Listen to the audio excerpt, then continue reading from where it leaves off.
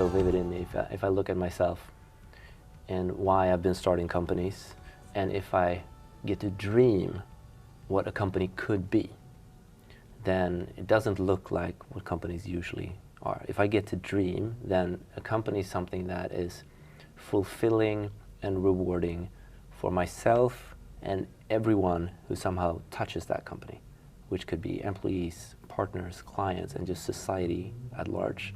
So if it's something where I can allow my ideas, my passions, and so on to take shape and become something which supports me not only financially, but also allows me to actually be more of who I am, not less of who I am, which has been my main experience of running companies, is that I have to become someone I'm not when I put on that suit, so to speak. And I have to adapt to a lot of things which are actually they're not feeling authentic to me.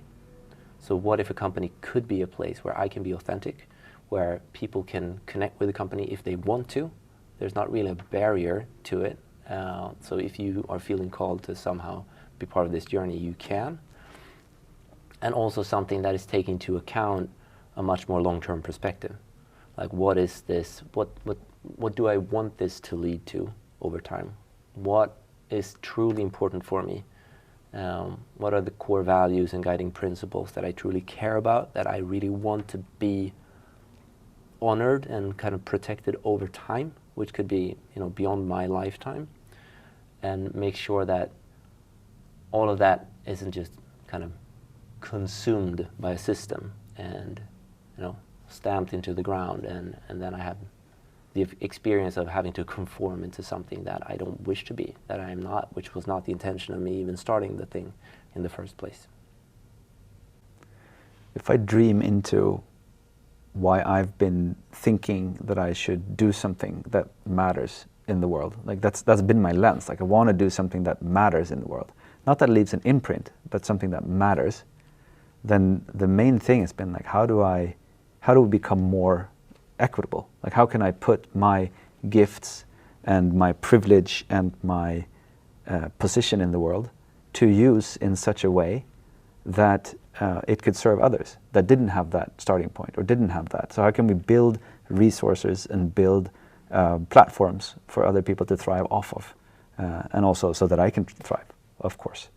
And in a way, I think this shifting of resources, instead of me taking it and putting it in some like hidden place or like a locker or a bank account or whatever somewhere else, to keep it in flow and let it sort of circulate through more people and many people, and maybe even like make sure that I'm okay, make sure that others are okay.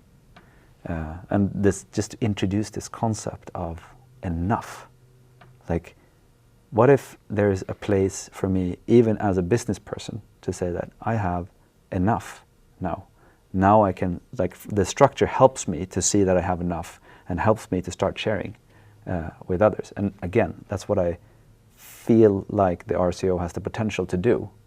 Of course, if we design it in a clever way and like use the structures in a good way, but there's room for that in our legal system.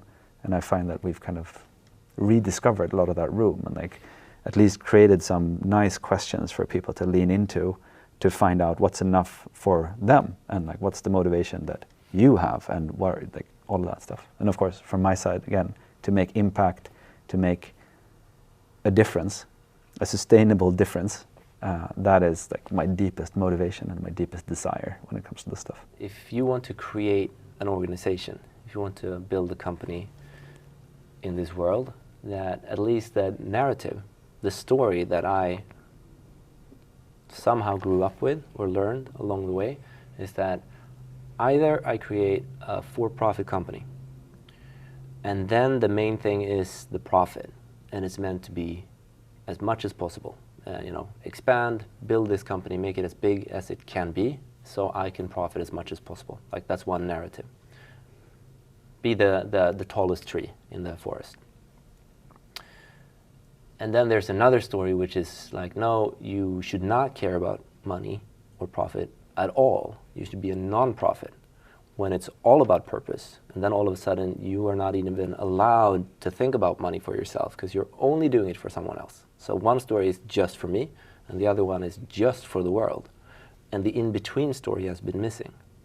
And over the recent years with kind of impact entrepreneurship, I'm seeing a third story, which a lot of times is build something big that benefits you first and then kind of save the world, or build something big on top of something that is improving the world. But most of those companies are still in a mold, in a form, which is the for-profit company only. And if it's still the for-profit company only, there's so many structures that we put up that just makes it really difficult to not have profit first, but have some other kind of purpose first. And to me, that is why we're exploring the RCO, why we started exploring it, why we're putting it into the world. I do think it's viable. I think it actually allows us to explore some kind of middle ground where it's about me and you and the world all at once. And it's about purpose and profit all at once. Yeah.